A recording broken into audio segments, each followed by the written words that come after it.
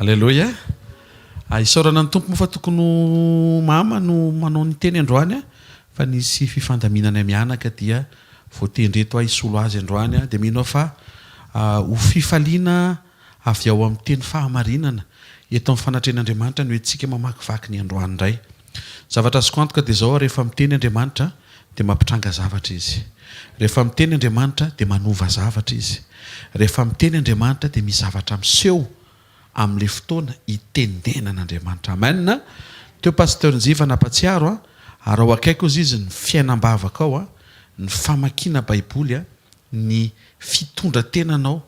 Matoa ny bokin'ny Apokalipsy miteny hoe zay maharesy omeko anjara amin'ny hazonaina dia misy ady any ao ary misy fandresena. Le ady anefa tsy ady amin'ny devoly efa resy, tsy ady amin'ny fahafatesana efa resy, fa ady amin'ny tenanao. Enao no asain'Andriamanitra fehezinao, mifehy-teny ianao araka ny vokatry ny fanahy Galatiana 5:22-23 ny farany hoe fahononam-po, self control, tena hoe mianatra tsika mifehy-tena satria tsy izay mitranga dia natao hoanina, tsy izay miseho dia natao ampidirina, natao tenenina, fa tena fihezina daholo zany rehetra zany amin'ny minitra sy sekondra. Zavatra azoko antoka nefa andro maraina voatany ankonantsika tsiraray avy amin'ny anaran'i Jesosy. Amen. Mbola toy isitsika hatrany ny vavaka asanatin'ny tananao. Ao vaovao zany dia mankasitrany amin'ny fiaina tokatranonao zay tonga eto. Tsy mangataka anao hisotrany amin'ilay tokatrano mety sy mandeha fotsiny eto fa ny fatateran'ny sitrapon'Andriamanitra amin'izay kipitsony rehetra mahakasika amin'ny fiaina tokatranonao zay ianao sy ny tompo mahalala azy. Isaory azy ny fisian'ny vady aman-janaka ho an'izay efa manana. Aoka ankasitraka an'Andriamanitra ankoa izay mpitovy tonga eto. Aoka hisotra an'Andriamanitra ankoa izay mety efa irery tena mitondra tena. Tsy haiko ny etahan'ny tokatranonao fa hoentin'ny Andriamanitra eo amin'ny sitrapontsika amin'ny alalan'ny fanekentsika hisotra azy fotsiny. Isaora an'Andriamanitra ny fitaizanao ny ankizy. Misy taona mora, misy taona sarotra.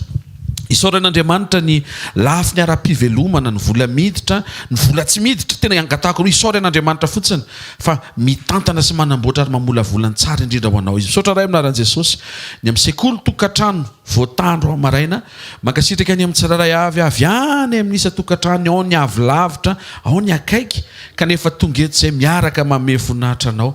Nandreny teninao zay hoe katsao aloha ny fanjakany sy ny fahamarinana dia hanampy anareo zany rehetra zany. Ndredy izay tompo manaja sy manome voninahitra ny fanatrehanao, renay ny fanasana dia tonga izay hamaly izany. Misaotra fa mbola nasainao zay hoe eto amin'ny fanatrehanao manomana ny teny fiainana ho anay ianao ary raisinay zany teny fiainana zany. Misaotra ny amin'ny tokatrano tsiraray avy zay tonga eto, na ny tokatrano mety na ny tokatrano mila amboarina. Misaotra ny amin'ny fahafenona ankasitrany ankoa ny fahabangany ho fenonao misaotra tompo ny amin'ny dingana misy misaotra fa andro maraina dia fantatray fa misy fanasitranana, misy fananganana, misy fanantenana vaovao, misy vision misokatra mahita mihoatra noho ny lasa mitady ampitanondrika ahita no avy feno voninahitra mampitsika. Mankasitraka sy misaotra anao zay tompo amin'ny anaran'i Jesosy. Tonga eto amin'ny sekoly hianatra zay ary ny osotro ny fanahinao ny mampianatra ny avy ao anaty rehefa mandre ny teny fahamarinana zay. Misaotra ny amin'ny marina zay omenao ary fantatrareo marina ho enao Jesosy dia ny marina no afaka anareo tsy ho andevo. Saotra raha eo amin'ny anara maherin' Jesosy Kristy avy Nazareta. Amen. Teka mafitsika ao an' Jesosy maza ho toerana vetivety ary avy hatrany dia irositsika amin'ny fampahirezana ho an'ny tokatrano sy ny anjara fitahiana ho an'ny tokatrano. Jakoba 5:7-20 no iangatsika ho fitohizany izay efa nitoriany ray aman-drentsika teto omaly vakiko amin'ny anaran'i Jesosy. Ary ny vavaka indray Eli dia nandatsaka raha norana ny lanitra ka nahavokatra ny tany. Anio manokantsika dia iaino an'Andriamanitra hiteny ampafantatra ny ao am-pony satria raha hiaraka amin'Andriamanitra isika dia tsara isika tsy miaraka amin'Andriamanitra amin'ity ivelambelany fotsiny. Manjary mety hihinanam-bolontsika amin'izay tian'Andriamanitra hitondranantsika dia ho diso amina zavatra mety ho kipitsony sy kelyntsika dia tsy hifandray amin'Andriamanitra satria hifandiso amin'izay ao am-pon'Andriamanitra raha tsy mahafantatra ny ao am-pon'Andriamanitra. Tsy dia tsara loatra zany le isika miinterpréter hoe zao ny eritreretiko, zao no eritreretiko hoe mety eritreretin'Andriamanitra. satria izy efa nyteny fa mifihevitra izy izy a tsy fihevitrareo. Ny fahendrena dia ny miombona ny fanamasina, fa ny fanaozy izy ny mahafantatra ny lalina ao am-pon'ny olona tahaka ny fanan'Andriamanitra mahafantatra inkoa ny ao am-pon'Andriamanitra. Amen. Anio manokana dia lohahevitra anankiray nampitondraina ny lohateny hoe fahavokarana araky ny ao am-pon'Andriamanitra. Fahavokarana araky ny ao am-pon'Andriamanitra. Tsy hoe fahavokarana amin'le tiatsika na ihany koa hoe fahavokarana amin'le eritreretintsika, fa le fanokafanaandriamanitra ny fony a mba hahafahanao mahalala azy bebe koa hoe eve zao zany ny ao am-pon'Andriamanitra io e. Amin'izay fotoan'izay a rehefa hiteny Andriamanitra dia tsy fandiso ny fifandraisanao amin'Andriamanitra, fa ifanaraka tsara ny zavatra ataonao sy ny zavatra andrasan'Andriamanitra ary ny zavatra ataon'Andriamanitra sy ny fahafamponao. Sy tehaka mafy tsara ho an'ny tompo. Fahavokarana araka ny ao am-pon'Andriamanitra. Raha io teny vakintsika eo amin'ny Jakoba 5:7 io a dia nisy fahavokarana niverina tao Israely. Ny antony na tonga le fahavokarana niverina dia satria niditra an-tsehatra Andriamanitra. Fa maninona Andriamanitra niditra an-tsehatra? Satria nisy fo hitan'Andriamanitra afaka niara-niasa taminy dia ny fo izay tao anatiny Eli mpaminany. Eo tsika ovakintsika mpanjaka 2:20 eo tsika andro maraina dia hoentin'ny fanamasina io tsika hoe inona ao anatin'io tantara io ary aiza ao anatin'io tantara io a ny spécialité amin'ny fanamasina izay manambara ny momba an'i Jesosy. Ozy izy ny tompo, ozy izy Jesosy alohan'ny handeha tsy maintsy hiala ozy izy mba hahafahan'ny fanamasina midina eo aminareo, fa izy ozy izy tsy manambara ny tenany afa zay voarainy avy amiko no ambarany aminareo a, ary izy no manambara, zany hoe manondro sy mirevele momba an'i Jesosy a ny fanamasina. Ary raha misokatra ny ao anatin'io zavatra mitrango eo amin'ny fiainanao io, ary hitanao amin'izay teny voarainao hoe aiza ao anatin'io Jesosy a, tafy ianao. Ny andry amena ndrifotra fa any anatin'ny foko zany a no inoko fa ifandraisantsika mpanafana no amena ianao. Matafavoakanao ny fahafantaranao hoe aiza ao anatin'ny zavatra mitranga sy ny zavatra tenenin'ny Baiboly a Jesosy. Satria tsisy ninona eken'Andriamanitra raha tsy misy idirany Jesosy. Raha vao tsy misy resaka Jesosy a dia elopa fa tsy misy Andriamanitra zay. Na dia ohatran'ny mahafinaritra, ohatran'ny misy voninahitra, ohatran'ny misy fahombiazana, ohatran'ny misy résultat, ohatran'ny misy succès zany, fa ohatran'ny tsisy resaka Jesosy mihitsiny, elao.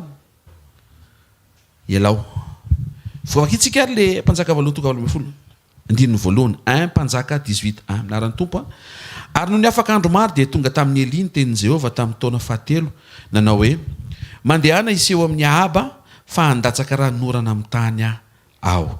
Avy hatrany dia dingantsika ny 7 ka hatramin'ny 7 minaran'ny tompo ary o Eli tamin'ny olona rehetra manatona dia nanantona azy ny olona rehetra ary Eli namboatra ny altaran'i Jehova izay efa ravaka naka-vato 12 araka nisy ny fireneny zanak'i Jakoba izay niavian'le tenin'i Jehova hoe Israely no anaranao, ary zany vato zany dia natao ny altara ho an'ny anaran'i Jehova ary nanao hady kely manodidina ny altara koa izy izay mifafivoan-javatra indroany famarana. Ary nandahatra ny kitay hazo izy dia nandrasa ny vato trombolà ka nametraka azy teo ambony kitay hazo dia nanao hoe feno rano sy ny efatra ka aidino amin'ny fanatitra dorana sy amin'ny kitay hazo.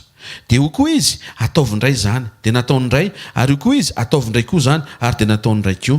Ary ny rano dia nikorotsaka nanodidina ny altara ka ny fenoany rano koa ny ady kely. Ary noho ny tamin'ny fotoana fanatitra riva dia nanantony Eli mpaminany ka nanao hoe Jehova Andriamanitra Abrahama sy Isaka ary Israely, aoka ho fantatra an'io fa ianao no Andriamanitry ny Israely ary izao ny mpanomponao ary araka ny teninao no efa nanaovaka izao zavatra izao. Miaino a Jehova mba hahafantarany reto olona reto fa ianao Jehova no Andriamanitra ary ianao no mampiverina ny fony indray.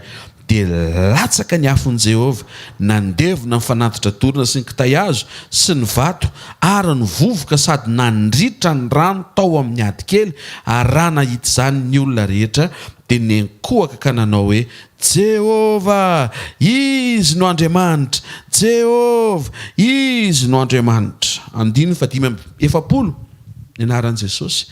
Ary vetivety dia mainty ny rahona sy ny rivotra ny lanitra, ka nisy ranonorana be, ary Ahaba niakatra tamin'ny kalesa ka nankany Jezirela. Amen. Ny zavatra nitranga teto raha resumena dia niodina tamin'Andriamanitra Israely.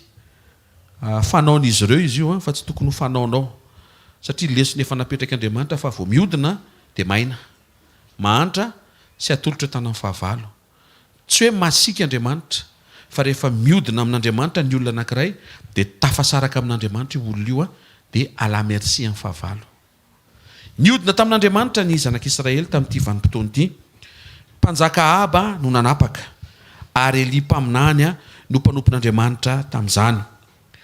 Rehefa niodina ny zanak'Israely dia niantona ny orana 3 taona sy tapany.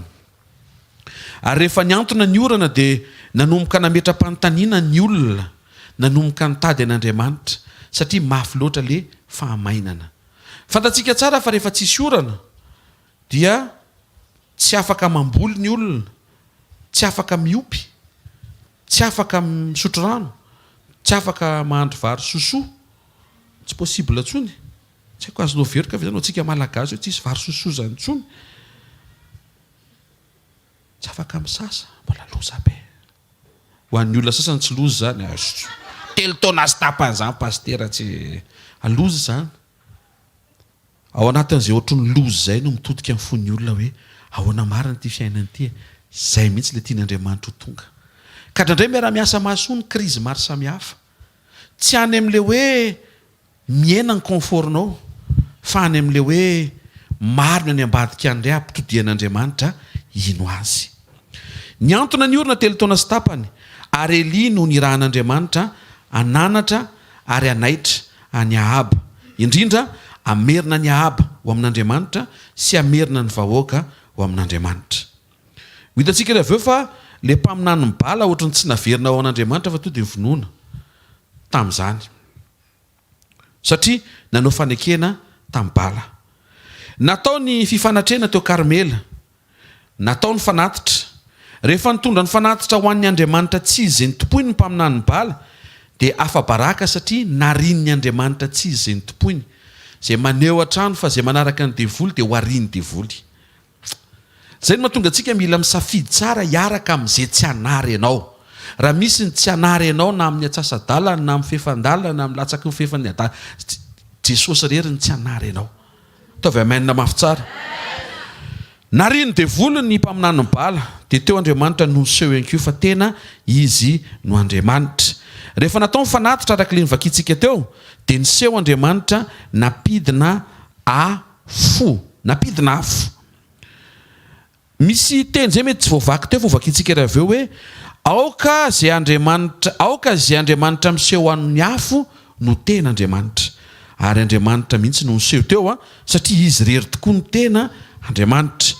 Baiboly dia milaza fa rehefa nilatsaka le afo dia niverina tamin'Andriamanitra ny zanak'Israely. Ary rehefa niverina tamin'Andriamanitra ny zanak'Israely dia niverina ny orana. Ary rehefa niverina ny orana dia niverina ny fahavokarana. Amen. Inona moa le loha hevitra sy mety tompontsika andro maraina ho andreo izay niditra tamin'ilay fidirana faharoa sy fidirana fahatelo namantsika ireo. Halleloia. Fahavokarana araka ny ao am-pon'Andriamanitra. Raha mandinitsika ny zavatra tantaraina sy fitinina zany dia tsy hoe ny latsa-datsaka ho aza ny verina ny orana, fa ny zavatra be dehibe nitranga arak'izay vesatra tao am-pon'Andriamanitra vao nilatsaka ny orana. Andro maraina aza maika hiverena ny orana eo amin'ny fiainatokatranonao, foka ianao ho maika amin'izay mahamaika an'Andriamanitra alohan'ilay orana. Amin'izay fotoana izay tsy handisy fanantenananao ny fotoana mandeha ampiaran'Andriamanitra amin'ny programmany, satria sakaiza ianao maharaka hoe mahatonga an'Andriamanitra mbola tsy mamaly an'ity, mbola misy afo aloha zay vao orana. amen. Fa raha tsy maharaka ianao dia aiza ihany le orana e, aiza ihany le orana e, dia manjary doro taneta mibetsaka. Zay tononona hoe mijanona amin'izay amin'ny anaran'i Jesosy, satria mila mivavaka koa ny zanak'Andriamanitra ny amin'izany. Amen. Io tantara io dia ahitantsika hoe izy Andriamanitra, ary inona ny ao am-pony, tahaka ny ahoana ny fahavokarana ao am-pony. Andriamanitra ve te ahita ny fiainanao mahavokatra, mivaliny dia eny. Andriamanitra ve te ahita ny orana hitondra fahavokarana eo amin'ny tanin'ny fiainanao, mivaliny eny. Andriamanitra ve faly raha miatrika mosary ianao, mivaliny tsy. Fa maninona Andriamanitra mbola tsy mbola ohatra miazo azy tsy handatsaka an'le ranon'orana tokony hiteraka fahavokarana eo fiaina tokantranoko, satria misy programa alohan'ny orana. Alleluia. Ny tranga ny mirakla teto araka ny fampianarana voarantsika omaly, mirakla teo no eo instantané, satria ny tao am-pony Eli dia nisokatra ho amin'ny fon'Andriamanitra izay te ahitany maro ho tafaverina ao aminy. Ninona zany etaeta hoentinao eo amin'Andriamanitra ka mahakasika amin'ny famerenana maro ho amin'Andriamanitra, dia izao ny fampanantenana ho instantané mirakla hitranga eo amin'ny fiainanao amin'ny anaran'i Jesosy. Ny fahafantarana zany fahamarirana ao am-pon'Andriamanitra zany dia hahatonga anao sy hahatonga anintsy ny motivation antsika manomboka andro amin'ny maraina, tsy noho ny amin'ilay mirakla instantané tiany hitranga, fa noho ny amin'ilay toetran'Andriamanitra miandry anao mba hiombona aminy. Fa ny ao am-pon'Andriamanitra andro amin'ny maraina tsy ianao tafavoaka be, fa le olona very miona aminao mba handrehan'i Jesosy sy halalan'i Jesosy amin'ny alalan'ny fijoroanao sy ny fampiasan'Andriamanitra anao. Tena akaikinao ny olona miverina aloha e, vo mivolanao miverina hoe. Misy olona zao mangataka vavaka hoe misy vola zay pasteur tena mbola tsy tafaverina. Retour sur investissement. Dia zao mivaliny ny investissement anao miandry aloha, fa ny mpanota aloha no averina, dia manaraka ho azy ny ambiny rehetra. Le fon'Andriamanitra mihitsy ny tian'Andriamanitra ho hitanao sy iombonanao. Miombona amin'ny fon'Andriamanitra te hitany maro tafaverina ao aminy. Atao inona moa investissement mipoapoaka be nefa verany amin'ny elo avy eo? Atao inona? Atao inona moa ametraka challenge tsika hoe anangana centre nefa tafiditra ao amin'ny centre ianao fa tsy fantatra hoe tafiditra any an-danitra ve? Dikan'izay manao tsika arak'izay vokatry ny fotsika ambara-patonga ny tompo, fa rehefa tonga ny tompo mijanona eo daholo ny zavatra rehetra, miato daholo ny projet rehetra, satria ny projet ambony indrindra dia le tenin'i Jesosy hoe hiverina dia haka anareo ary any amin'izay misy no hitondrako anareo. Amen. Ny zavatra tsapa teto dia afo aloha vao orana. Tena akaikinao afo aloha vao orana hoe. Ny an'Andriamanitra aloha vao nen'ny olona. Averina zay afady tompoko. Karaha eto zany ianao mbola miziriziry amin'ilay an'ny olona dia tsy latsaka ilay orana. Herika mety latsaka. Ary le herika, le olona akaikinao miresaka aminao kely izy fa tsy hoe herika avy any ambony koa. Azonao nga mantiako tenenina ketchup. Zany hoe ho diso fanantenana ianao hiandry zavatra tsy tonga, satria misy diso ny fomba fiatrehanao fiainana. Efa nitenenin' Jesosy fa katsao aloha ny fanjakana vao hanampy ny zavatra rehetra. Dia hoana pasteur fa tena sarobidy amiko anie ny ankonako e. Tsy sarobidinao Jesosy ny ankonanao. Verena aloha amin'ny Jesosy dia andeha ho azy ny ankonanao. Verena aloha amin'ny Jesosy, afaka karakarena avy eo ny asa amandraranao izay rehetra mahakasika anao. Fa raha vao Andriamanitra nataony M6 tosy, eny ampelatana ny carton rouge ary manana sifflezina dia tsy arbitre ara. Mbola tsy arbitre izy zao mantsiny, mbola coach izy zao, mbola kapteny izy zao raha amin'ny match football zany, mbola tsy arbitre. Fa amin'ny andro farany sola akanjo izy dia lasa arbitre. Tsoka sifflet amin'izay izy ary ny hors-jeu ny betsaka. Mihaino ve tsika sy ny carton rouge. Miaraha amin'Andriamanitra fa mety io zavatra ataonao io rehefa misafidy ianao hiverina eo amin'ilay antom-pisianao izay tsy hahafahanao misaraka aminy. Afo aloha vao orana. Ny an'Andriamanitra aloha vao nen'ny olona. Miverina aloha vao mahavokatra. Altara aloha vao afo. Ary aorianan'ny afo vao orana. Deutéronome 20:22 amin'ny anaran'i Jesosy. Hovany Jehovah ho anao ny lanitra trano fitehirizan-tsoa, andatsahany ranorana amin'ny taninao amin'ny fotoanany, sy tahiny ny asan-tananao rehetra. Ary ampisambotra amin'ny firenena maro ianao fa ianao kosa tsy sambotra. Io tsara ma zavatra voalaza eto dia zao, taorianan'le orana ny tonga ny fitahiana, fa tsy le orana ny fitahiana. Ozy izy, andatsaka ranorana dia zay avo hita ny asan-tananao. Dikan'izay, ilatsaka ny ranorana, fa ao aorianan'ny orana vao iseho le fitahian'Andriamanitra ho eo amin'ny fiainanao. Hitantsika anatin'izay zany fa mialohan'le fitahiana eo amin'ny fiainatokantranonao sy eo amin'ny fiainanao zany, dia zao aloha misy altara aloha, misy afo aloha, misy orana aloha, zay vao le anjara fitahiana mety andrandrainao. Na ihany koa hoe ny an'Andriamanitra aloha vao manaraka ny anao. Famerenana ny olona ao amin'Andriamanitra aloha vao famerenana an'izay very eo amin'ny fiainanao, zay tsy problema amin'Andriamanitra. Tsy haiko inona ny lista sy encyclopédie hoentinao eto androany reto daholo ny zavatra very, pastera, trano, vola, fiara, moto, inona daholo vitan'Andriamanitra mamerina an'izany. Fa tsy zay ny priorité amin'Andriamanitra. Ny priorité amin'Andriamanitra aloha dia enao aloha tsy tokony ho very, raha izay. Faharoa, ny very manodidina anao koa tsy tokony ho very. Dia manaraka amin'izay avy eo ny fahaiza-manaon'Andriamanitra, le nitady sy namonjy ny very. Olona afaka mitady sy mamonjy ny very fitaovana. Amen.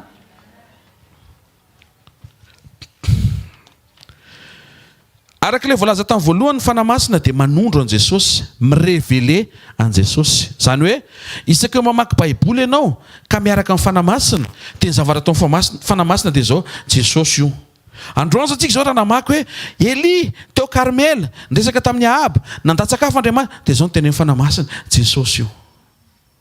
Amen. Ary ilayntsika mamantatra an'izay mba hamantaranao bebe koa an Jesosy hoe iza tokoa ke le Jesosy arahanao, topoinao, zokinao, andrandrainao, mpanavitra, andrasanao any aparany. Zay moa nisy lintonetany analavoro tamin'ny lahady. Fa maninona Joba ny teny hoe velona ny mpanavitra ary any aparany izy nitsangana.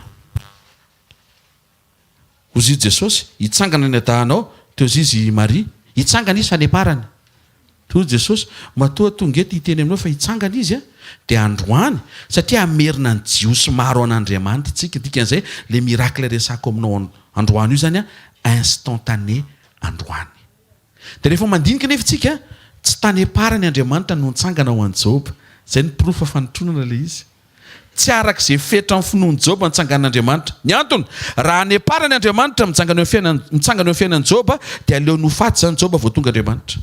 Fa raha mandinika ianao, misy taona misimisy talohan'ny nafatesana efa tonga Andriamanitra namerina avy roa eny ny fahaverezana teo amin'ny fiainany, nanome azy zanaka indray hosolon'le maty teo sy fananana, dia efa tena niaina niaraka tamin'ny zafikely zafiafy nafinaritra be izy, zay vao tonga amin'ny farany. Tena kaikinao mizavatra eritreretinao any amin'ny farany hoe fa raha vitanao manokatra amin'ny fonao hoe teneno izy iombona amin'Andriamanitra hoe amerina ny maro an'Andriamanitra hoe dia tsy andro amin'ny farany le mirakla hoe fa manomboka andro maraina tsy mahay nitehaka ao an'Andriamanitra. Ampifamatoran'Andriamanitra amin'ny fahamaizany fahamaizanao. Ianao maika ho instantané androany le miracle, Andriamanitra koa teny hoe maika koa androany no averina ny olona. Karaha manaiky ianao io amin'izay programanao, ampifanandrifinao amin'ny programan'Andriamanitra. Hoe manomboka androany ny asa mandrarako dia asiako trasina famerenana ny olona ho amin'ny maro. Ho avy Andriamanitra. Za tsy teny asio mody asiana an'izay dia mandeha hony provoquer. Hainao ve dika zany hoe provoquer olona zany? Mila ady dika zany ka za manao an'izay hoe provoquer ao Andriamanitra. Fizy nga tsy mahafantatra ny tokony ataony e. Mahafantatra ny tokony ataony izy rehefa hitana fa manao izay tokony ataonao koa isika. Mpanjaka voalohany tonga fahalavy folo andininy voalohany le vakiana teo minaran'i Jesosy. Ary noho ny afaka andro maro dia tonga tamin'ny Eli ny tenin'i Jehovah tamin'ny taona fahatelo. Tamin'ny taona fahatelo nataon'ny Eli le fanatitra hamerenana ny zanak'Israely ao amin'Andriamanitra. Raha mandinika ihany koa tsika dia tamin'ny taona fahatelo nanaovan'i Jesosy fanompoana, nanaovan'ny fanatitra hamerenana ny olona ho amin'Andriamanitra. Sy tiaka mafy tsara ho an'ny tompo e. Tandindony Jesosy io iainany Eli io. Eli dia nampiasain'Andriamanitra hamerina ny Israely ho an'Andriamanitra, fa Jesosy tonga hamerina an'izao tontolo izao ho amin'Andriamanitra. Tandremo zany sao dia tsara ivelantsika hoe reny mpandory tanety reny tena efa tsisy atena intsony, tena tiany Jesosy reny hovonjena ihany koa. na mety atsika izany mety ho karazan'olona apetrakintsika eo amin'ny tontolo paratsiana tsy azo vonjeny intsony ao am-pon'Andriamanitra reny olona reny fa za aza ferana tsy ho tonga eny amin'ny fiainan'ireny olona reny mifamonjena amboary ny sainao amboary ny fonao tiany Jesosy reny tsy ny zavatra ataony ny tiany aoka zava fa le olona satria tsy tiany ho very iny olona iny avy amin'ny fahatsoany zavatra ataony mety tsy fantany nefa mety fantany ihany koa. Teo a Karmela Eliny nanao an'le défi nomban'Andriamanitra dikany hoe Karmela dia tany zaridaina izay inoko fa tahaka ny hoe tao edena ilay toerana nanomezana ny teny fikasana. Teny fikasana fa izy taranaka avy amin'ny vehivavy tsy nalalala anitsaka ny taranaka menarana. Ny zavatra tranga teo amin'ny fiainan'i Jesosy tsy teo a Karmela fa teo Golgota izay midika hoe ikarandoha fatateran'ilay teny fikasana fa teo Jesosy no nanitsaka ny loha menarana. Amen.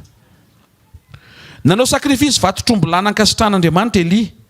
Jesosy nanao sakrifisy ny tenany ary tena nankasitrahan'Andriamanitra. Nilatsaka ny afo tamin'ny andron'ny Eli hita maso. Hoy Jesosy eo amin'ny Luc 12:49 naran'ny Tompo, tonga ny mpiafy eto ambonin'ny tany ka manao ahoana ny faniriko mba hirehetan'izany sahady. Nametraka programa ny mpiafy melohan'ny andringanana ny tany amin'ny afo Jesosy. Alleluia. Sakrifisy ny nampidina afo. Rentsika teo fa rehefa ny fenony Eli ny fepetra momba le fanatitra dia nankasitraka Andriamanitra nandatsakava avy any an-danitra. Te laza aminao ihany koa fa Jesosy ny sakrifisy ultime. Izy ny fanatitra faratapony sy tanteraka ary mendrika ary tsisy ambony tsony no izay vitan'i Jesosy. Afaka mahafoy ianao fa tsy mihoatra n'izay nafoin'i Jesosy. Dikan'izay mahazo manao sakrifisy ianao fa tsy miteny ny sakrifisinao manoloana an'izay vitan'i Jesosy. Asitsika ilay izy tsy hoe tsy ilaina ny sakrifisy, ilaina ny sakrifisy mba hamantaranao hoe atraiza tokoa ny tena anarahanao an'Andriamanitra, ifikira ny fonao amin'i Jesosy, nafoizanao zavatra be dia be. Ny namerina ny olona tao a Karmela tsy fanatitra fa afo. Taovra raha maheno tsara tsika hoe tsy le fanatitra no namerina ny olona fa le afo ny latsaka. Ary nahita n'le afo ny olona amin'ny Mpanjaka voalohany 18:39 dia vao nahita n'le afo ny enkohaka ka nanao hoe Jehovah izy no Andriamanitra. Rehefa nanolotra ny ainy teo amin'ny hazo fijaliana tao a Golgota Jesosy dia tsy miverina ny olona. Ny mpianatra raha maika lasa arao tsara. Fa rehefa tonga Pentekosta dia tafaverina ny olona. Afo. Ozy izy ny asan'ny apôstôly toko 2:7 ny anaran'ny Tompo ary nisy lela maro mitarena afo. Io le izy io. Tena kekinao le nitranga tamin'izany hoe manondro hoe le zavatra ho ataon'i Jesosy hoe. Nisy lela mitarena afo tonga dia nipotra isaky ny tapon-dohan'ny mpianatra 20 teo amin'ny efitra ambony ho pirofo fa nidina ny fanahy hitondra fahafenoana ary iny le afo ny latsaka amerina. Rasoary rehefa maty Jesosy tsisy toroteny afaka natondry Petera ary miverin-dalanako. Olona miakanjo tsara iny lasa mitanjaka ery mpisamborana trondro miverin-dalana. Fa rehefa tonga amin'izay fanamasina naseho tamin'le mitarena afo vao nitoroteny Petera tsisy mirakla. Tonga dia voatsindrina po ny olona ao amin'ny 7:30 naran'i Jesosy ary aranandre izany ny olona nandre dia voatsindrina tapony ka nanao tamin'ny Petera sy ny apôstôly namany hoe ry rahalahy inona no ataonay. Tonga dia misy etaeta. Dia ozy ry Petera hoe raiso Jesosy mibeba dia ho avelany elokareo dia raiso ny fanamasina. To dia nomena ny direktiva tafaverina tamin'Andriamanitra ny olona ampahany santionany amin'le programa tian'Andriamanitra ho atao maneran-tany mandrak'androany. Santatro ireo olona nanatrika ny fankalazana ny Pentekosta tao Jerosalema ireo fa androany misy olona tian'Andriamanitra ho averina amin'ny alalanao. Amin'ny weekend io, amin'ny diantsika ny betafy io, misy olona be deabe tsy mifantatra ny tokony ataony.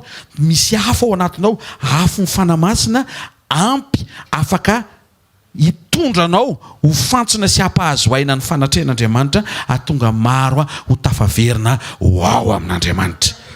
eto misy misaina de hoana paster fa zany aloha mbola tsy problema fa problemako zao nyvadiko tsy miverina amiko zao arany ny mpanota aloha miverina amin'Andriamanitra vao miverina vadinao zay ngamba le ordre de priorité aloha karaha iziriziry ianao le mahatery anao de Andriamanitra efa miteny fa miziriziry fa zako iziriziry a zay ray maharitra ianao tsy haiko adiny firy ozy izy a za mandrakizay ozy izy ny tompo ianao efa niadevitra tamin'ny tompo fe ohatrany rezy foana tsika rehefa madevitra amin'ny tompo de indray izy ohatrany tsy miteny akory ianao nyreraka izy mpanjaka izy olon-dehibeko ianao no midiscuter foana io fa aza midiscute tsony ekeo zay fitondran'Andriamanitra tena akaikinao programan'Andriamanitra aloha e teneno izy tsy hoe tsy misy dika amin'ny programanao e fa tsy azo atao voalohany io e tsy azo atao voalohany programanao satria tsy mendrika atao voalohany programanao tsy maintsy ny programan Jesosy natao voalohany satria raha ampitahina ny fanoloran-tenanareo mianaka ny anazy teo amin'ny hazo fijaliana ny ianao andeha croisade ny fanoloran-tenanao tsy incomparable zany ary tsisy dikany koa ny fanoloran-tenantsika miaraka eto raha tsy nohony amin'i Jesosy alleloia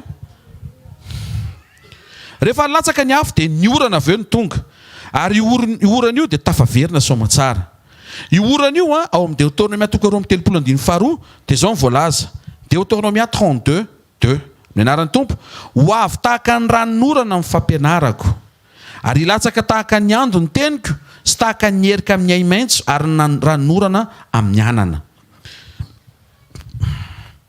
ny karazana fampianarana nentin'ny apôstôly tsy alohan'ny Pentekosta fa taorianan'ny Pentekosta rehefa nilatsaka ny afo a vo nisy ny orana taovareo raha maheno tsara tsika hoe fampianarana le ranon'orana eto ny andininy fahatelo amin'ny Deutéronomia 32 fa ny anaran'i Jehovah no toriko manekeny falebiazan'Andriamanitsika fampianarana momba ny anaran'i Jehovah zay nentin'i Jesosy ary feno tao amin'ny anaran'i Jesosy fampianarana momba ny fahalebiazan'ny fioaran'ny herin'Andriamanitra zay navita namonjy ny olona rehetra hatramin'ny mpanota faran'izay matevika hoditra alleloia io orana io dia namarana ny mosary namarana ny famainana namarana ny tsy fahafahana miasa namarana n'le hoe tsy afaka mamboly tsy afaka miompy tsy afaka misasa tsy afaka misotro rano tsy afaka manao programa tsy afaka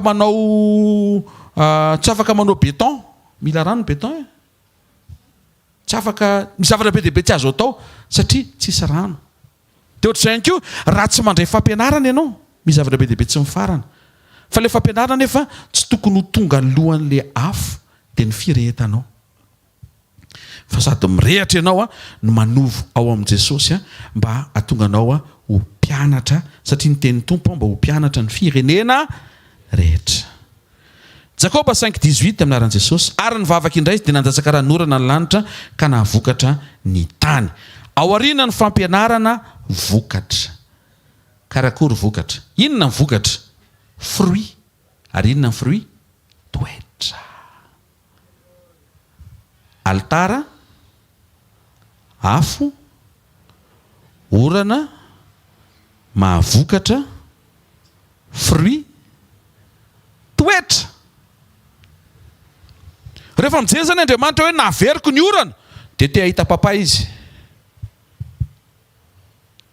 exemple le omeko te ahita toetra izy te ahita fahalemem-panahy izy te ahita fanetretena te ahita fandeferana te ahita faharetana iny kosa leo paster aiza koa ve dia mandraka androany dia mbola haritra foana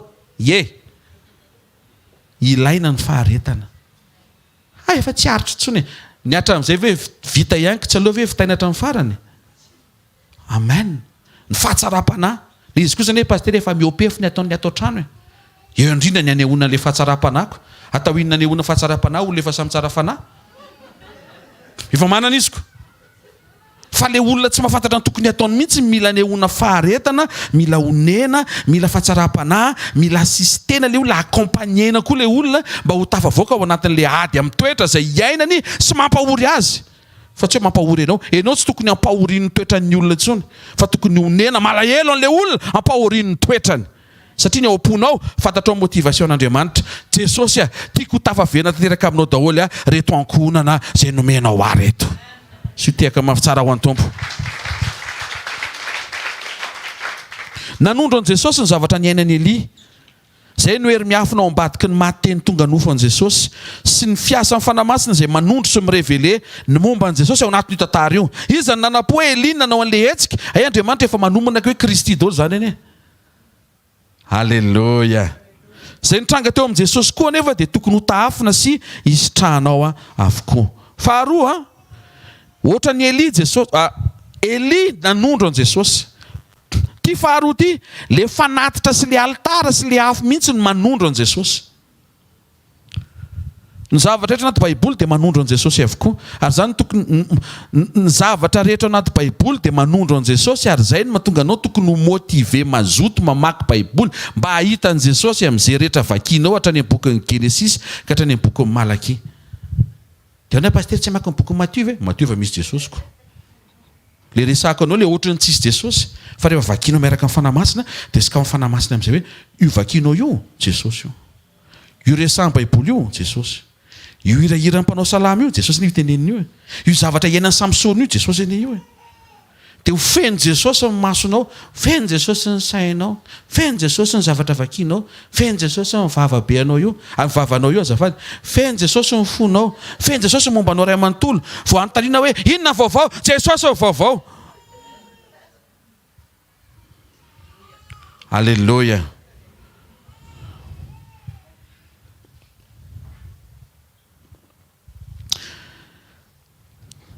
Jesosy le altara. Satria tamin'ny alalan'le altara nahatanteraka ny fampihavanany indray ny olona tamin'Andriamanitra. Timoty 2:4-5 aminaran'i Jesosy. Fa iray n'Andriamanitra ary iray ny mpanalalina amin'Andriamanitra sy ny olona dia Kristy Jesosy zay olona. Tsisy fanatitra manandanja raha tsy amin'ny alalan'i Jesosy. Tsisy ninina nataon'ny olona manandanja io mason'Andriamanitra raha tsy amin'ny alalan'i Jesosy. Zay no mahatonga ny endriky ny toe-panaraka Andriamanitra ka mandany herin'Andriamanitra tsy mikanty.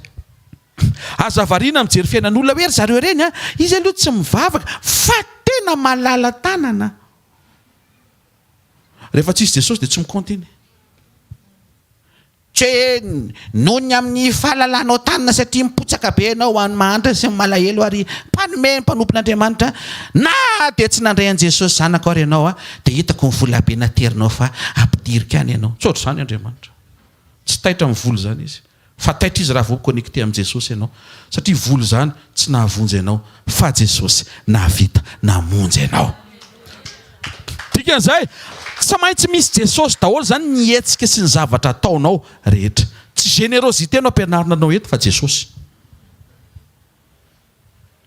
Ary zay koa mandiso le hoe aleoko miaraka amin'ny zao tontolo zao fa zao tontolo zao ohatry ny mahafinaritra kokoa miaraka aminy miaraka amin'ny zanak'Andriamanitra. Miaraka amin'ny ilony amin'ny elo. Ireto ireo zanak'Andriamanitra ampiraita-po aminao reo. Ny toetra anao no mila amboarina fa ianao tsy tokony hitsoaka le zanak'Andriamanitra manatoetra. Tady asa fanimpona fa milamina kokoa any. Any amin'izay toerana andehananao tsy maintsy misy olona mahafinaritra foana. Fa ianao no mila mahafinaritra ao amin'ny Kristy. Tena akaikinao aza mitady ny renam-pangady. Tena anazy fotsiny dia dia azo ny izy. Aza mitady an'ilay andro renam-pangady iny hoe ilay fomba fiteny iny hoe.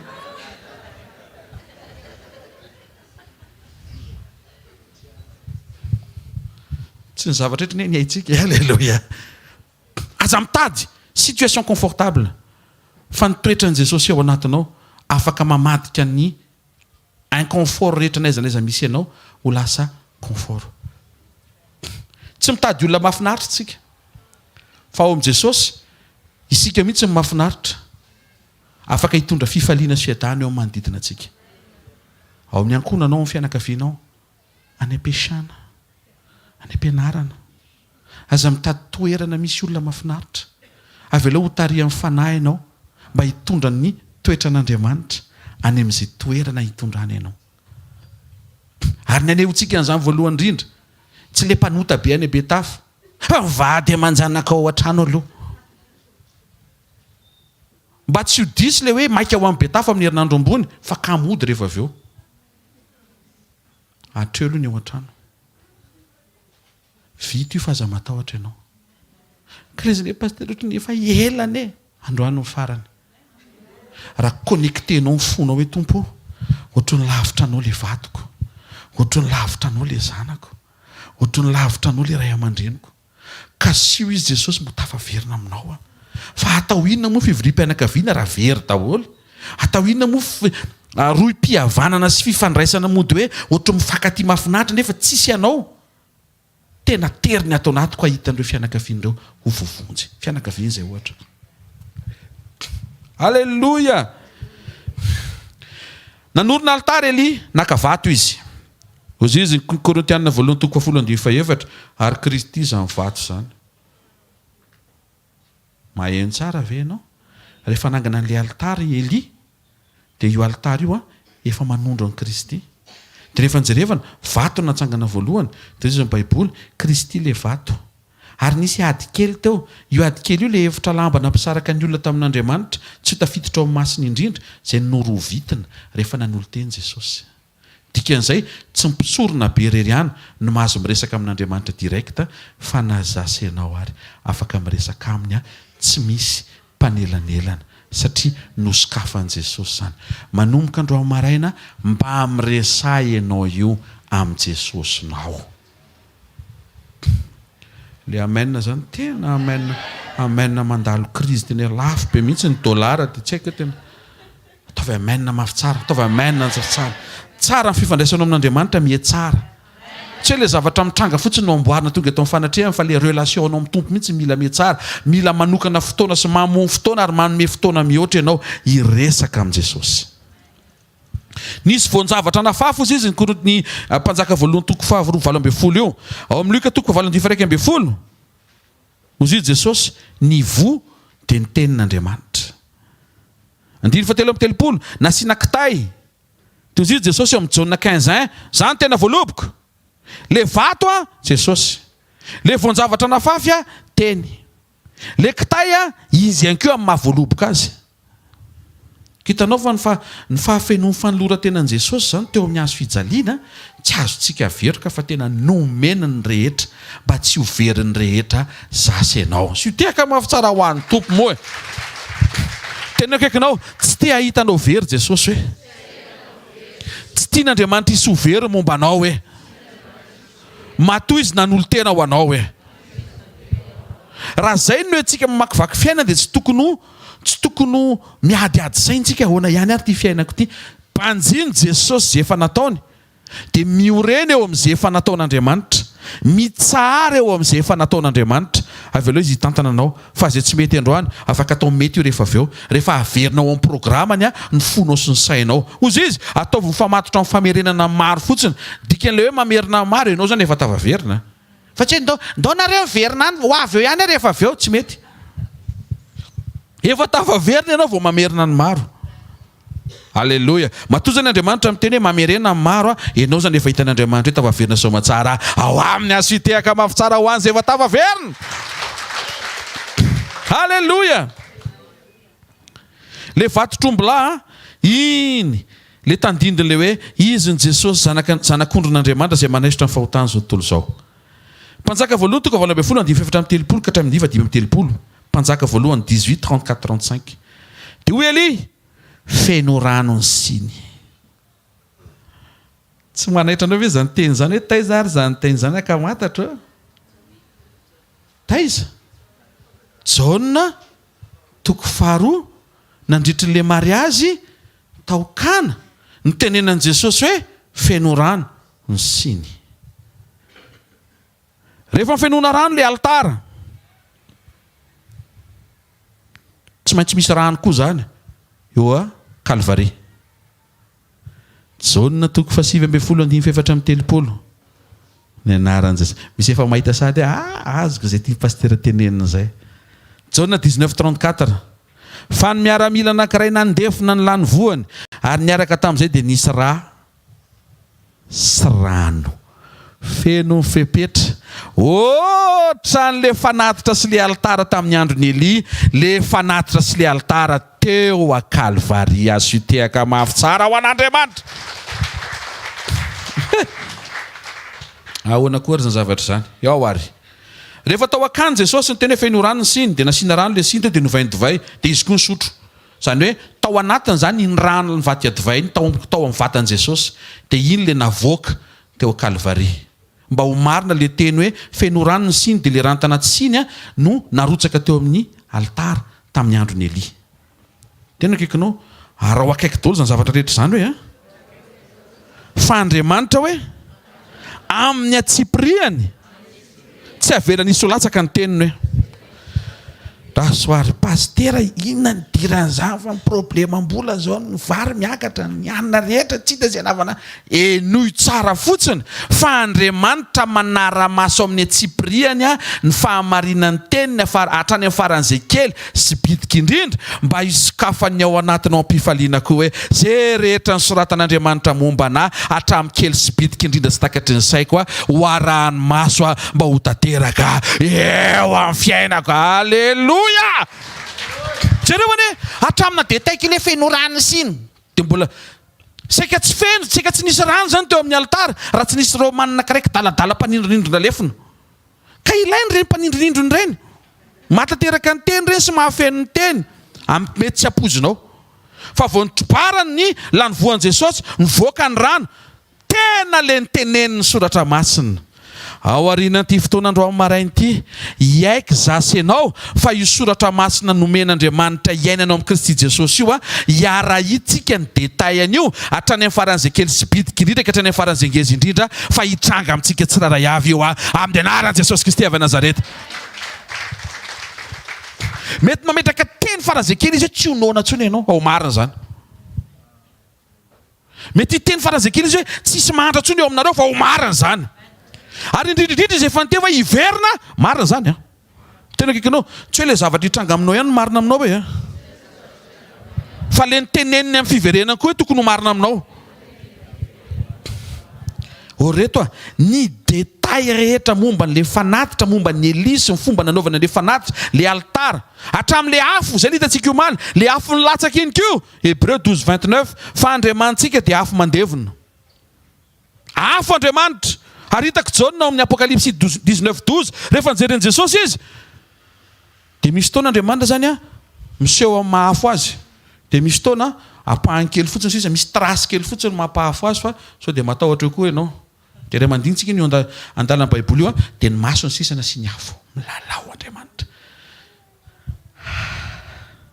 Ay zany le afo nilatsaka iny kio mbola Andriamanitra koa zany iny latsaka iny ary eo no ahitana fa tsy misy fifoazana eo raha tsy Andriamanitra midina. Zay mahatonga ny afo tamin'ny Pentekosta tsy afo fotsiny fa afo ny fanahy ny fanahin'Andriamanitra midina mameno ny olona. Teneno akaikinao tsy zavatra ny matafavoakanao hoe fa Andriamanitra hoe tsy zavatra ny ilainao hoe Jesosy ny ilainao hoe asutehaka mafy tsara ao an'Andriamanitra. Eto ambavaka pastera fa misy projet zay dia raha sitrapony tomboka misy sponsor ny ilainao Jesosy ny ilainao.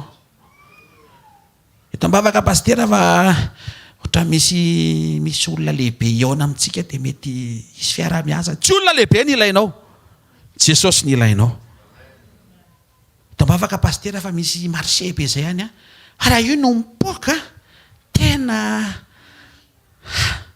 matsiaro ny hvkl mbola tsy mipoaka dia efa matsiarova ny hvkl aloha aseoko anao le fiainana miaraka amin'Andriamanitra dia ho hitanao fa mety zany fa tsy marché mipoaka iny ny ilainao Jesosy ny ilainao. Raha zao pastera na 10 millions fotsiny ary milatsaka avy any an-danitra andro maraina sambatra tena eny akaikinao tsy zany ny ilainao hoe Jesosy ny ilainao amen. Eli no mpisorona ao mpanjaka valotoko valo ambin'ny folo Jesosy mpisorona be teo a-Kalvari. Le altara Jesosy, le vato Jesosy, le kitay Jesosy, le voan-javatra teniny, le vato trombolà izy, le afo nilatsaka izy, le ilaina andro maraina izy. Mbola miadevitra anao zany aleo tena zavatra ilaiko zao to dia tafa be ny fiainanay menakavy. Dia disoiny zany andro maraina fa tsy iny ny atafavoakanareo menakavy Jesosy ny atafavoakanareo menakavy. Tsy maintsy nidina aloha ny afo dia ny fanahin'i Jesosy tamin'ny Pentekosta vao niaiky sy tafaverina tamin'Andriamanitra ny zanak'Israely. Andriamanitra te hahita ny olona ho tafaverinao aminy Ary izy avokoa nefa ny ao ambadika izany araka io hitantsika teo, Eli tandidin'i Jesosy, le altara natsangany tandidin'i Jesosy, le sakrifisy nataony tandidin'i Jesosy, le afo ny latsaka tandidin'i Jesosy. Mila miaiky sy manaiky fotsiny isika, tsy badenina be miandry orana, fa mandray afo aloha vao rano, afo aloha vao orana, firehetana aloha vao fampianarana. Nefa samy nomeny ireo any manana ny fiverenany. Ilainao ny afo, ilainao ny orana, satria hiverina izy. Andriamanitra dia afo. Ary hatramin'ny voalohany rehefa miteny hoe tamin'ny voalohany Andriamanitra nahary lanitra sy ny tany, efa nisy ny afo satria Andriamanitra dia afo. Fa ny orana rehefa tamin'ny andro Noa vao niteny Andriamanitra hoe hisy orana ho latsaka mba hisiany safodrano any amin'ny Genesis tokony 7. Dikan'izay tsy orana ny ilainao fa afo satria Andriamanitra dia afo. Amen. Aoriana ny afo mamerina dia nisy famonoana andreo karazana feo nentin'ny bala na mitahana ny olona tamin'ny alalan'ny mpaminany. Feo le izy. Misy feo be deaibe mila vonoana. Misy feo be deaibe mila vonoana. Mety olona le izy tamin'izany satria mbola tsy afaka natao délivrance ireo mpaminany ireo. Fa amin'izao vanim-potoana misy fanamason izao, tsy olona ny tokony vonoana. Le olona mitondra an'le feo mila entina mbavaka mba tsy ho very, fa ianao mila mandray fanapa-kevitra amono an'le feo tsy izy izay nampisaraka anao tamin'Andriamanitra. Zay ny desera ty andro amaraina ity. Alleluia. Ny desera andro amaraina dia zao, vonoy ny feo nampisaraka anao tamin'Andriamanitra. Fa efa nataon'i Jesosy ny sakrifisy, efa nidina ny afo tamin'ny Pentekosta, ary efa eo ny ranorana mba hisiany fahavokarana sy ny fitahiana. Fa eo antsefatsefany eo mila vononao le feo izay nalefa mbala, nampiemitra, nampisaraka ary nampialanao tamin'Andriamanitra. Tenenina akaikinao, tandremo ny zavatra heninao hoe. Fa raha vao mampialanao amin'Andriamanitra hoe, dia bala zany hoe. Ainareo ve dika amin'ny bala? Ao amin'ny Baiboly izy bala Andriamanitra tsy izy fa ny fomba fitentsika malagasy. Bala ho azy? Ino zany? Bobara. Teny tsy marina, teny tsy mitombona, laingy, fampiresahana. Ka be dia be ny fampiresahana entin'izao tontolo izao, manimba ny fifantohanao amin'Andriamanitra. Averenao amin'Andriamanitra ny fifantohanao. Aoka ho feo an'Andriamanitra irereny amin'ny alalan'ny fanahiny ao anatinao no entinao mamakivaky ny fiainanao.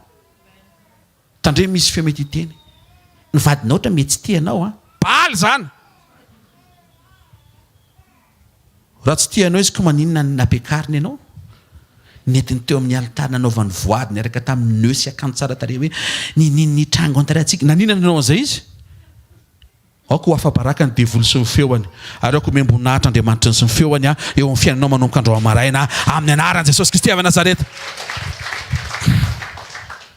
Mety misy ny krizy, fa ambonino krizy, Kristy. Karaha miteny hoe tena krizy ty, dia andro amarina paherezaka anao hoe tsy krizy io fa Kristy io. Misy Kristy afaka iseho ambadika io problème io, zay tiako tenenina, afaka iseho ny voninahitr'Andriamanitra. Amen. Mety misy feo heninao hoe rehefa avy nandray an'i Jesosy dia to dia makany an-danitra daholo e. Donao sendra manoto, to dia makany foana fa tsy isen'izany e. Bala! Ozy Jesosy, tsy zay manao amikotombokotomboko niditra fanjakany lanitra, fa zay manao sitrapony raiko, zay any an-danitra. Dia hoana pastera raha ohatra ka hoe isan'ny efa pastera e. Dia pastera very zany ko. Mahasosotra amin'ny tenen'izany fa aloha tenenina zany dia amin'izay miorina tsara ny olona. Tsy ao amin'ny titra ilay izy, fa ao amin'ny atao. Avy amin'izay renao hoe tia mampalahelo an'Andriamanitra, fantatrao fa mampalahelo an'Andriamanitra, efa cibleny teny le izy, dia azafenina. Azafenina dia zaho tsy manao an'izany. Azafenina. Ho eto amin'izay tena io mihitsy le izy tompo. Mba ahafahan'Andriamanitra manampy ianao handresy an'io. Misy feo be dia be mety ho henonao. Io Baiboly nomen'Andriamanitra, misy boky hafa koa afaka amenona an'io anie. Ozy izy pasteur Dolo io ary tsy vita. Ovinana zao navita n'io farany. Io tsy vita hatramin'ny lokatra amin'ny farany. Ka bokin'izy ny vakiana. Ka le Baiboly ny ohatra ny sarotra vakiana fa misy moramora vakiana. Angany amin'ilay mora vakiana e. Tsy any amin'ilay mora vakiana anie resantsika fa any amin'ilay tokony ho vakiana e.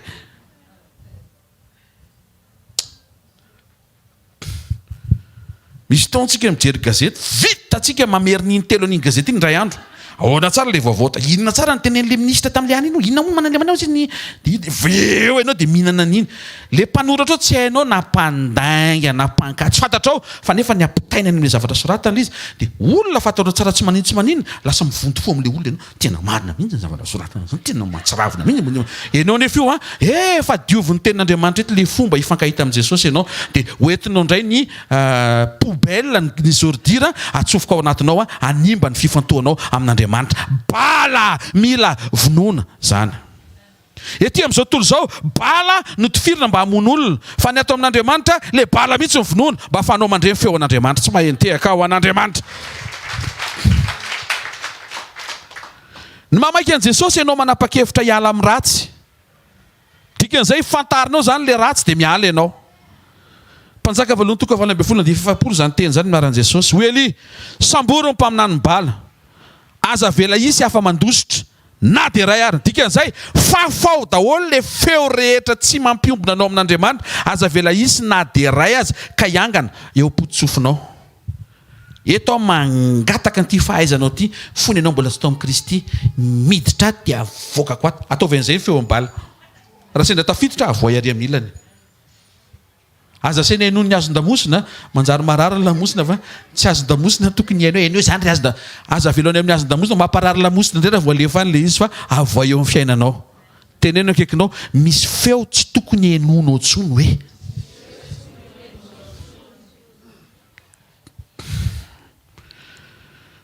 de nisamborin'ny olona mpaminany bala ary nientiny alia eo amin'ny onon-kisoana ka de ny vonoany teo tena tonga de ny vonoany teo de hoe vonoana daholo ny feo hafa rehetra fa zay avy amin'Andriamanitra irery ihany no entiko mamakivaky journéako vao maraina zao de niteny Andriamanitra famindra-pokoko anao vaovao tsy misy ifandraisany amin'izay niainanao omaly vonina indray ve ianao mbola hiaraka amiko mbola manantena indray zao ny tompo hoe androany zao ianao hitsangana hijoro tsy ho lavo ianao le zao ny Josefa sy ny Joséphine amin'izao andro faran'izao tonga avy any madama be vadiny Potifara fa vitanao miteny hoe tsia mekanjo ianao ry madama be fa mahamenatra zao pozinao zao mekanjo ianao io tsy mety zao ataonao zao matahoran'Andriamanitra misy feo be dehibe ifamaofao zao hoe mipetaka indray mandeha de mamela heloka ny tompo eo mpametahana ianao ny tonga ny tompo tandremo eo mpandraisana an'le ahoana manao an'ity taratasy ity izy ity zany tokony ho vita ray volana ity vao vita fa fantatrao ihany moa fa de mame vola le olona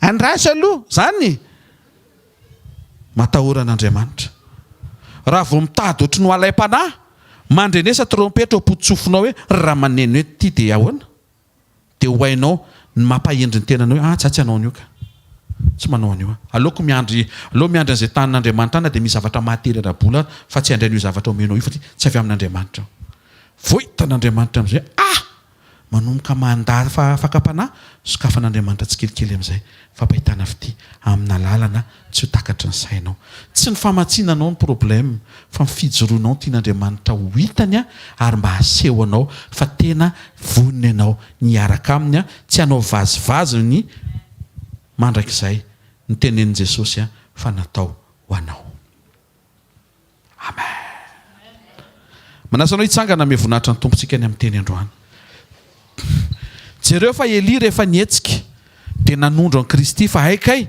programany Eli amerina ny olona ho am' Jehova de ny zanak'Israely fa ny programany Kristy amerina an'izao tontolo zao ho an'Andriamanitra raha mbola misy zao tontolo zao hitanao zany any tsy tafaverina de mbola misy andraikitra sy asa andrasan'ny Kristy amintsika tsiraray avy reo zay le priorité de priorité tian'Andriamanitra ho sainsaintsika inona ny afaka ataoko tsy voatery olona be dehibe miainao avy ianao mety olona anankiray zay io mpiara-miasa aminao efa 30 taona ny ray braona reo mbola tsy nresanao an Jesosy mandraka ty androany maray fa androany eo resaka an'izy am'izay rehefa tonga de ahoana salamy vavakinao mivavapavaka iny amozy resao an Jesosy io fa maneno ny trompetra angony ny rehetra am'izay anatin'le hoe ahoana moa fandeha an'ity procédure ty makany amin'ny DG de makany amin'ny fandehan'io ho araisa aloha Jesosy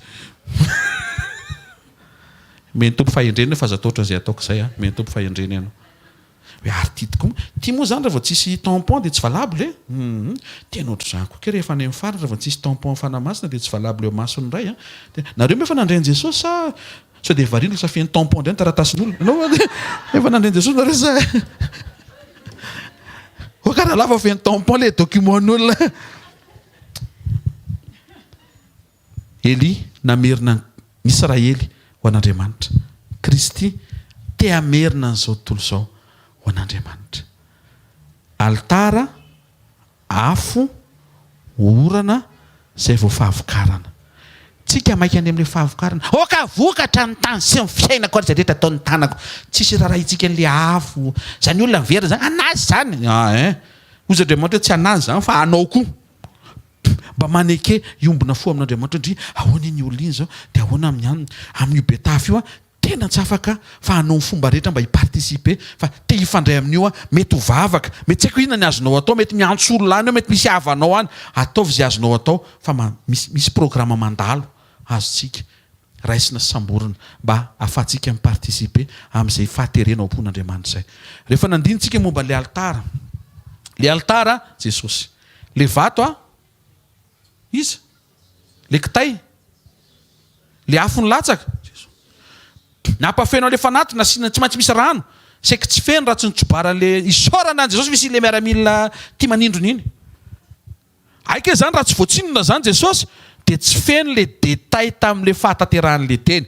Misy point manaraka ny resantsika tao ny antsipriany zavatra resahan'Andriamanitra dia tsisy ho latsaka io tompoko lahy sy tompoko vavy fa ho ataon'Andriamanitra io fa ny fonao no herany amboary tsara fa Andriamanitra tsy mampiresaka anao rehefa manome détail zay zao no ataoko sy ho hitondrako anao sy ho tanterahako asy tsikitsiky fotsiny fa ny fotoana eo a an'Andriamanitra ny fotoana fa tsy maintsy hitrango io ohatrany hoe aiza koa zay rano eko tsisy tseny va nasiana rano Jesosy manana programa Andriamanitra ahafenao le asio rano le fanatitra vao nitrobarana tsy hoe raha fotsiny no nilatsaka nivoaka avy tao fa rano sy raha feno ny teny faran'le nijerentsika point eo aoka ho maty avokoa ny feo ambala rehetra manakana amin'ny fiombonanao amin'Andriamanitra. Ho fantanao dia manao vavavaka miverena amin'Andriamanitra. Raha amin'ny anaran'i Jesosy Kristy avy a Nazareta ndreto zay amin'ny fony manontolo mankasitraka anao misaotra anao zay me mazava arakaraka ny androsony ny vanim-potoana nandraisany teny fahamarinana avy aminao fa tsy zavatra no ilainay fa ianao sotra betsaka fa tandindo ny ao am-ponao no naseho tamin'ny Eli amerina ny Israely fa ny anao amerina n'izao tontolo izao tsaroviny tsiraray avy eo amin'ny fiainana andavanandro mety eo amin'ny fianakaviana ny ampiasana mety eo an-tokatrano indrindra ny asa iombona sy rahanay tompo ray andeha ny betafy zay amin'ny semaine ambony iny ao am-pono eo le fahaterena fa ny mamaiky anao afo amerina ny olona aloha vao orana hitahinao ny olona dia taka izany koa zay menakavy reto a misy taona zay maika any amin'le orana hitahinao anay fa misy taona zay manao atsirambo na manao tsinitsinina toy ny manamaivana an'le afo amerina ny hafa zany koa tompo ny hiverenanay aminao mamindraha fo vaovao ndray tompo aoka izy fanomboana vaovao ao anatin'ny fony tsiraray avy iarahana aminao ametraka ny priorité anao a eo amin'le toerana mahamendrika izany misaotra tompo misaotra fa ny altara ny afo ny vato ny kitay ny voanjavatra na fafy ny vato trombola natolotra dia nanondro anao daholo Jesosy ary tena détaillé mihitsy fa ny atsiprian'le teny voasoratra dia samy nitranga avokoa satria ianao manara-maso hatramin'ny faran'izay kely sy bitika indrindra ny teny izay omenao sy zarainao andro amarina koa izay miverina mino fa ny teny rehetra tsy akanavaka zay rena zay fanambaranao dia hitranga avokoa tsy misy latsaka eo amin'ny fiainanay amin'ny anaran'i Jesosy Kristy tompo ampaheresy tompo ny zanakao sy nisa tokatrano amin'ity marain'ity tsy hanary toky tsy ho very fanantenana tsy ho diso fihevitra eo am-piandrasana ny fotoananao mahamety ary ny vavatra nomenao farany teo mila mitandriny zay ny amin'ny feo ambala mamono manelingelina ny fifandraisanay aminao satria hiverina ianao aoka ho feno hery sy tanjaka tompo nisa tokatrano sy nisa ambatan'olona andro maraina ary miantso ny rahanao zay Jesosy anadio vaovao indray fieritretanay tononona anaran'i Jesosy ny fahafoanana ireo feo hafa rehetra mampisaraka anao amin'Andriamanitra manomboka andro maraina hisivana eo amin'ny sofinao hiasa ny fanamasina nampy anao avy amina vérité biblika voarainao ho fantatra hoe feo tsy zany feo ambala zany zao ny lazain'Andriamanitra tamiko dia hijoro anao zany, apitraka anao zany, hitahiry anao zany ary tsy ho lava ianao. Tsofina rano amin'ny anaran'i Jesosy Kristy avy Nazareta. Tahian'Andriamanitra ny tokatranonao. Misy afo ao amin'ny tokatranonao. Tsy hoe mainitra ny tranonao fa misy afo piretana ahatonga an'le tokatranonao ho feno Andriamanitra. Tsofina rano sy tononona ihany koa fahatongavan'ny orana sy ny anjara fitahiana amen'izay bangy eo amin'ny tokatranonao. Mahita fa tsisy very ny fiainam-piankonanao amin'ny anaran'i Jesosy. Tsisy very ny ankonanao. Ho fantsona tsara ianao hamerina ny maro an'Andriamanitra, hitondra ny fankasitrahan'Andriamanitra sy ny fifalian'Andriamanitra eo amin'ny fiainanao. Amin'ny anaran'i Jesosy Kristy avy Nazareta. Mahita fa ho ao anatinao ny fikirizana hifikitra fa ny detay an'izay fanambaran'Andriamanitra rehetra tsisy ho latsaka izany eo amin'ny fiainanao amin'ny anaran'i Jesosy. Tononoko amin'ny anaran'i Jesosy Kristy avy Nazareta, ho vitanao miaraka amin'ny fanampihana masina ny sivana amin'ny feo rehetra. Zay rehetra manakana ny fiombonanao amin'Andriamanitra dia ho sakananao. Zay feo rehetra mampiditra fiombonana amin'Andriamanitra dia ho raisinao. Mandehana tononoko ny fiadanao amin'ny fiainanao amin'ny anaran'i Jesosy fa mety ny zavatra rehetra amin'ny lafiny rehetra amin'ny anaran'i Jesosy Kristy avy Nazareta. Amen. Tehaka mafy be ho an'i Jesosy tsika, maza ho toerana vetivety anao fanaty tsika ho voninahitry ny Tompo.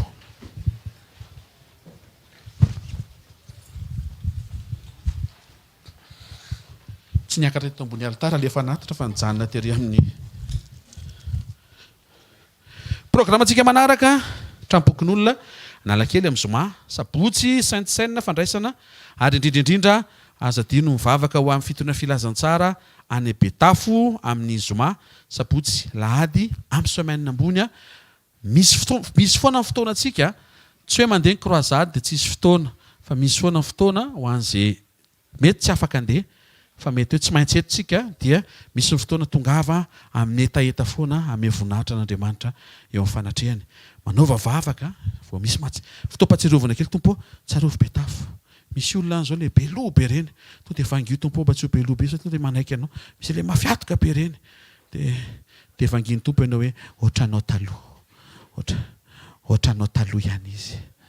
Dia sany mihitsy Jesosy ohatranao taloha mihitsy izy fa mba nofainao azy sao. Alleluia. Fa za mahita fahafinaritra be ny zavatra ataon'Andriamanitra any. Isy olona be dia be ho tafaverina amin' Jesosy. Mety misy surprise tsy ho apozintsika amin'ny fotoana eo. Mety misy olona tsy apozintsika ho tonga amin'ny fotoana eo dia ho asehon'Andriamanitra iny olona iny entinao mambavaka eo izy fanandray an'i Jesosy. Amen. Zareo no fahasoavana fa ny fahasoavan'Andriamanitra ny maty izao ary ny fahasoavan'Andriamanitra ny maty izao anareo.